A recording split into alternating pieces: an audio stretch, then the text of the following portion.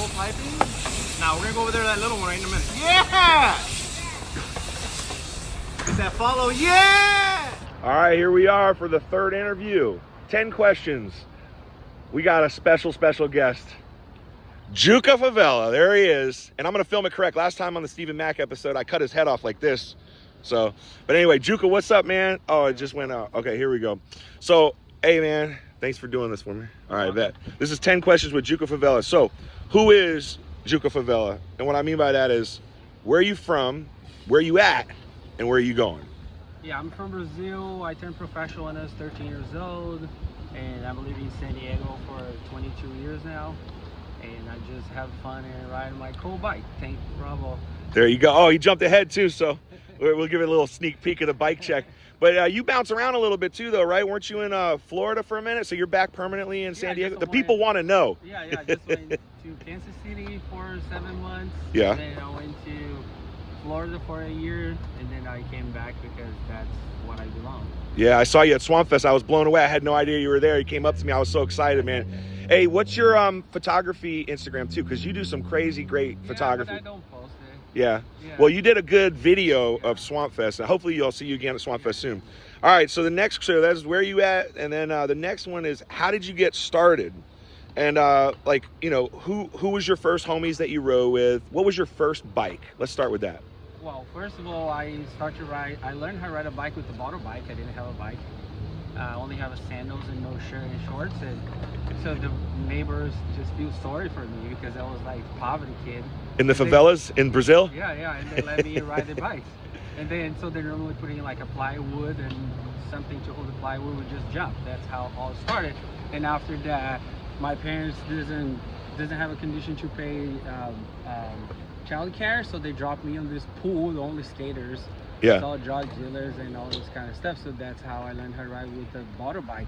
That's amazing, dude, because like it's a different part of the world that you're in, but BMX still prevailed. It's like the same. Like you had a piece of wood and some blocks, right? You said, and you just made yourself like a ramp or whatever. It's amazing how BMX is like opposite side of the world, and it's still like very similar story. So who was your first, you got any like first riding buddies that you still talk to, or any old school homies that you came up with? Because I grew up riding with the skaters on the pool. Oh, got you. Like a pool. Back then they don't exist as skate parks.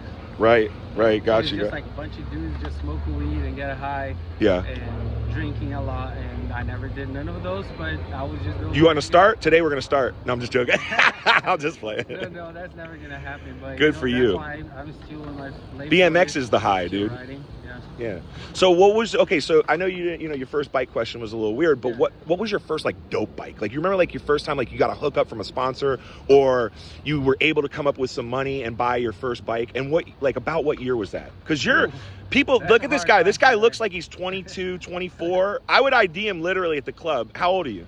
49. Amazing, bro. Amazing. Yeah. So what was the first whip? Well, it was a mix of the parts I buy from scratch. Like I went. What was the frame? I mean, it was a Brazilian called Caloi. Okay. Like a very, low-end frame. It wasn't a Walmart, but they call Caloi Freestyle. Yeah. So that was a bike that, meant to be a copy of Bob Haro. Okay. Stuff like that. That's when I first saw you were riding the Haro retro bike out here. I couldn't believe it with the mags. Shout out to John Boja. He hooked me up with a bunch of Haro friends. Okay, gotcha. All right, so who influenced you? Like back then it was, I mean, not the beginning of BMX, but the early days. John Johnson and Mike Dominguez. Mike Dominguez and John Johnson. That's awesome, dude. All right, and they influenced your Jones style too? Joe Johnson is the guy that's invented tail whip and quarter pipe. So for all those new cats that's riding doing tail whip, so Joe Johnson is the guy that's actually invented tail whip and double tail whip and actually one-hand tail whip, if I'm not. That's sick. And Mike Dominguez was the style high guy. Yeah, hell yeah. That's amazing. Everybody knows that Mike Dominguez. If not, you need to Google him and check him out. So, okay, let's get to the bike check thing. What are you riding? Well, shout out to Rob Morales. Robbo, he's been, hooking me up since he was a fit. Yep. And then you got the fresh whip today, just christening it. Yeah. Amazing. What's that, the Hawk frame? Yeah, this is Emerald Hawk green. Frame, and then now no, it's been for a minute. Robbo been hooked me up with been a couple years already. I don't know, maybe 5. So I've been riding Cole, and then everything I needed, he always there for me. They hooked me up and shit out to the Nick Benson as well. So they always make sure I have a fresh whip. Hell yeah. And I just putting this together. And you got the pegs on one side, I see.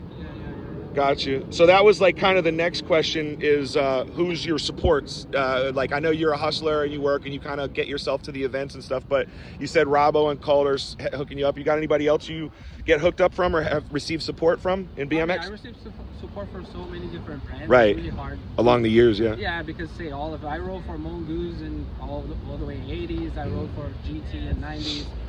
But I also have a sponsor for Master Bikes. I used to have a frame with my name. That's a Brazilian bike.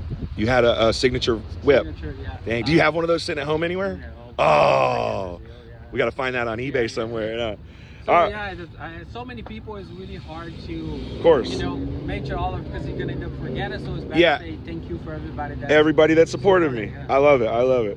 All right, so here's one of my favorite questions that I'm super interested to ask you, and I know there's a lot of history here.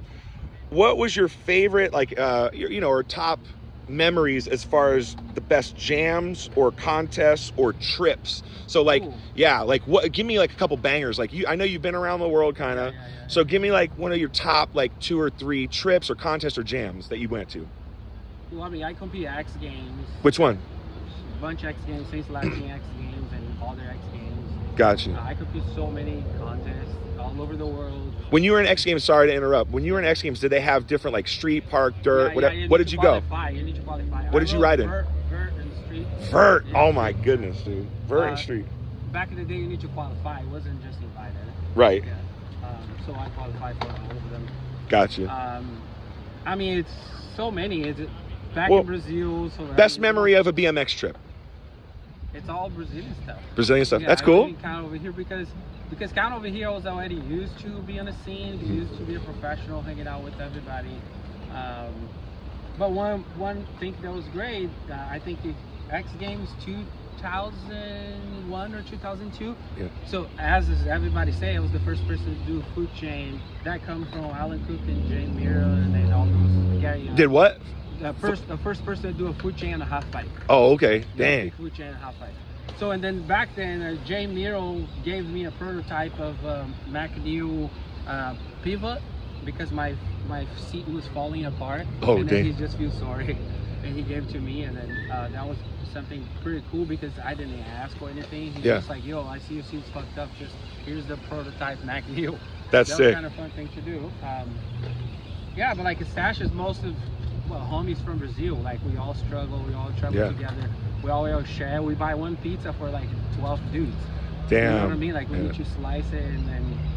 Like you get a pepperoni. You get a pepperoni. No, Yeah, I grew up like that. Eventually, you gotta sponsor. That's how you stay lean, though, bro. See, that's the thing. But I mean, it's different because I can't count. America doesn't shape me.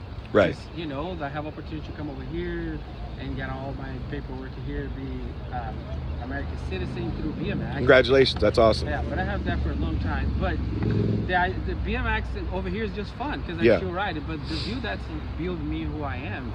Yeah. You know, people like stealing bikes and well, that's a perfect on the skate park. Like, yeah. That's how I grew up. Yeah. You got the hard knock life in there a little bit, which is good. It molds you and creates you. Also, as a rider, like you as a rider, it makes you tough. As BMXers, you got to be tough. The skate park I rode, if you don't know how to fight, you can't ride. Yeah. So you show up, they start swinging. If you don't knock them out, you can't ride. I love this, dude. This is more. This is what I remember when I was growing up as a kid, dude. The skate park called San Bernardo nowadays have a cops and full-time monitor. But when I grow up, it's just you show up all skaters. It's like they ask you for money, stuff like that. But I was just like, I grew up in a hood, so I know how to fight. I was gangbanged for a minute, just a kid shit, stupid. But you're still here, so that's good. You made it out. I was just like, knock out some skaters, and then they're over there just giving them a free pass. There you go. And I used to go ride and a bunch of other bikes.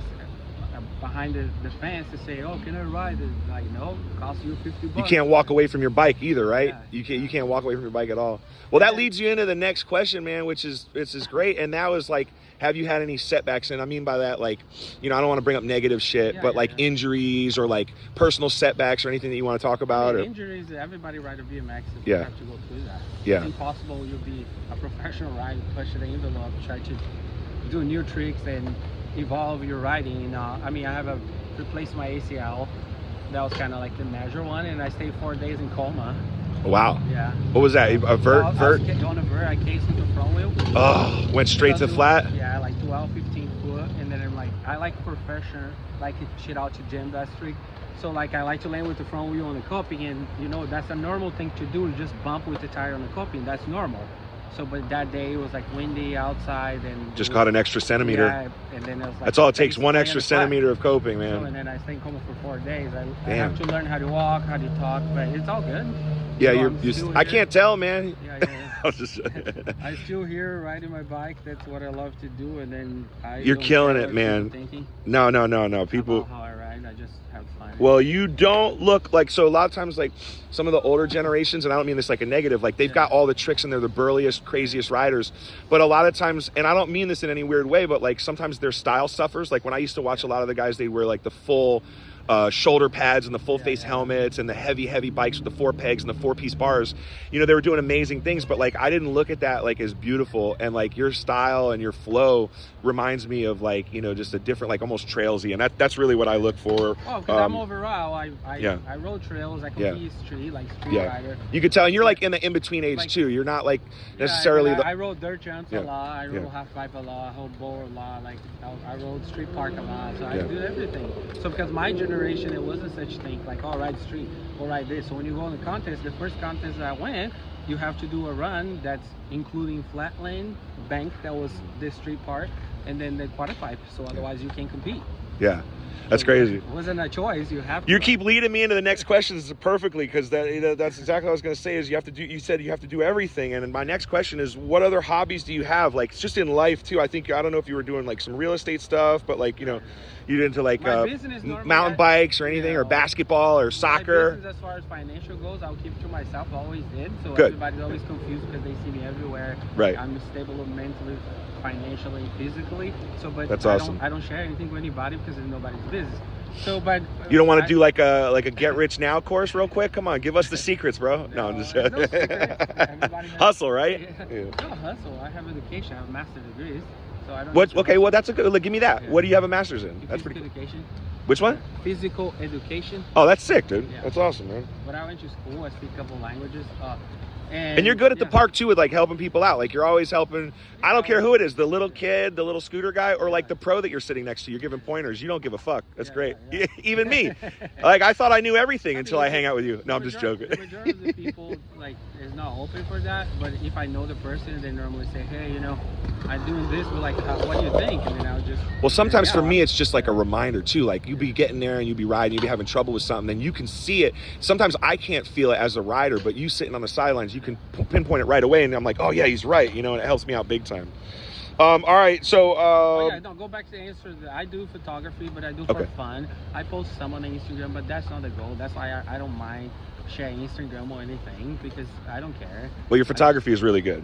Thank you. And those old school pictures, a lot of them you actually took, right? From like way back in the day, which is amazing. Yeah, that's pretty cool. Because I grew up on BMX Plus and all those old school photos. That's all we had. And so I really have a big respect for that. And that's all we had when we were kids. I grew up with 101 Part 1, 101 Part 2 movies. So it's a VHS, so you probably don't even know that. Dude, you led me into the next question. The next question is favorite riders, which you kind of touched on, but also favorite like videos that you came up with, you know, or stuff like that. So is there any like videos? There's more to this question. I can't quite read it, but yeah, like video. Does anything like influence you? Like, what was the first time you saw BMX on TV or something like that? I mean, or a photo? It never happened. Well, what about photos? Did you get a BMX Plus in Brazil, or how? No, not much. No. So how did you figure out that you could ride a bike at a skate park? I saw one for styling, but there was like a bunch of other stuff, not just, you know. Yeah. But most of the tricks when I saw like tabletop, one-handed, I was already able to do. But when I saw 101 tricks, VHS, that was a game change, because then you see like they teach you how to do a trick, like how you're supposed to do it, where the balance goes, and they do a bunch of times back to back at different angles. You could pause and rewind it and stop and still and still. Well, back then I don't even have VHS players, so I go to the movie store or something, a friend's house. Skaters, like they normally have much more money than me. Yeah. And then I go to their house. They don't have to spend as much money on a bike. Yeah, they're like, we watch it like, no, we watch a skateboarder movie, like that was a pool kind of stuff. And then after that, I'm like, yo, can I play my BMX? And like, yeah, sure, because they go drink, and then I stay over there for another hour. Hell yeah. Watching VHS by myself. Yeah. That's awesome, man.